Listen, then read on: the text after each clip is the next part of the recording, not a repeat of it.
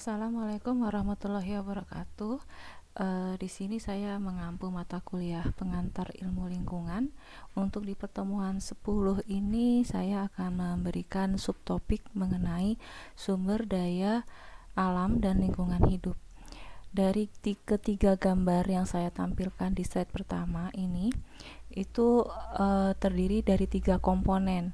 Yang pertama itu adalah hutan, yaitu merupakan sumber daya alam yang dapat diperbaharui, kemudian industri, kemudian pemukiman atau perkotaan.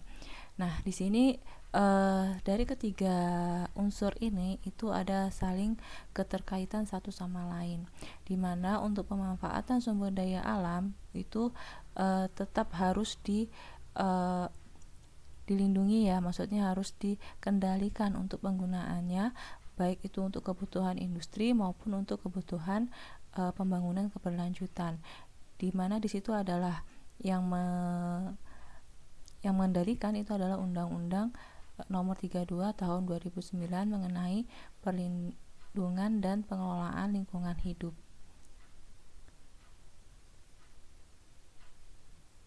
Oke, slide selanjutnya.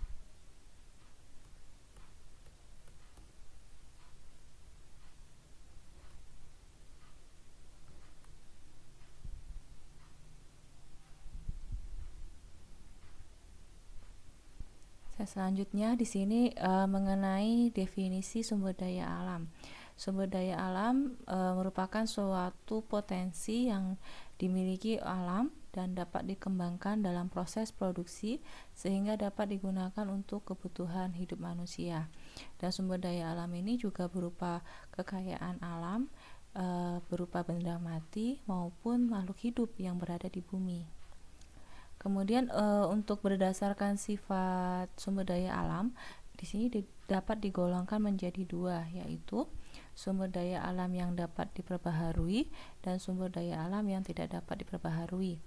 Di mana untuk sumber daya alam yang dapat diperbaharui di sini dimaksud adalah dalam penggunaannya, dalam penggunaan secara terus-menerus itu untuk ketersediaannya selalu ada gitu ya. Maksudnya tetap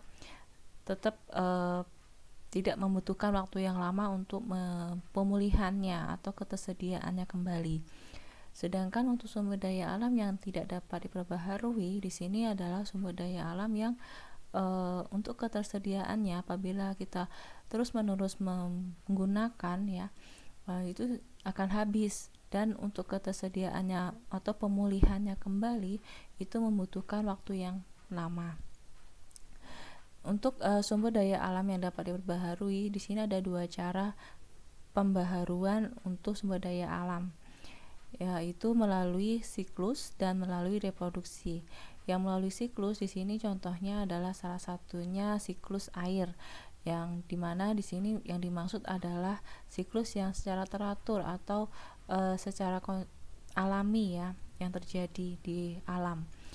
Nah, untuk melalui reproduksi di sini sumber daya yang mendapat melalui reproduksi itu adalah contohnya makhluk hidup yang berkembang biak ya, kemudian dengan jumlah banyak, atau budidaya tanaman yang bisa kita perbanyak kembali. Kemudian untuk macam-macam sumber daya alam di sini adalah yang terdiri dari tanah, air, udara, hutan, mineral logam, mineral bukan logam, energi fosil, energi non-fosil, tumbuhan, hewan, manusia sebagai sumber daya manusia. Di sini macam-macam sumber daya alam yang dapat diperbaharui itu adalah tanah, air, udara, hutan, tumbuhan, hewan, dan manusia ya, yang bisa dapat diperbaharui. Sementara untuk yang mineral logam dan mineral bukan logam, energi fosil itu tidak bisa dapat diperbaharui. Untuk energi non fosil ini adalah merupakan sumber energi yang menghasilkan ya, yang dihasilkan dari energi primer. Jadi energi primer itu adalah berupa tanah, air, udara ya. Kalau misalkan energi non fosil itu sumber energi yang berasal dari sumber energi yang terbarukan gitu ya. dari udara, kemudian dari air, dari angin ya, gitu, atau dari matahari. Jadi di sini bisa kita sebagai pengganti bahan bakar fosil. Untuk tanah di sini bisa kita ketahui ya, itu keberadaannya adalah di daratan di dunia ya pastinya. Kemudian menjadi tempat tinggal, salah satu tempat tinggal. Kemudian di setiap daerah dengan daerah lain itu juga mempunyai karakteristik yang berbeda-beda ya, tanah ya.